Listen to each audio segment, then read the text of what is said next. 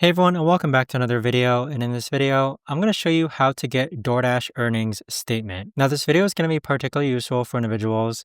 Let's say that you want to go ahead and get your DoorDash earnings statement for tax purposes. How do you actually go ahead about doing so? Now, this video is going to be short, sweet, and simple, guys. There's not going to be a lot of steps involved.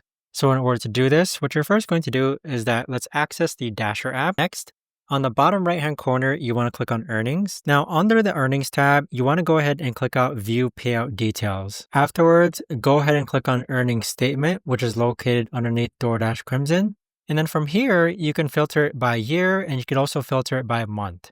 So let's say, for example, we want our earnings statement from back in March, or if you want it back in February. That right there is going to be the best and easiest way that I know of to actually go ahead and get your earnings statement. So there you have it, guys. If you guys have any questions, let me know in the comments down below.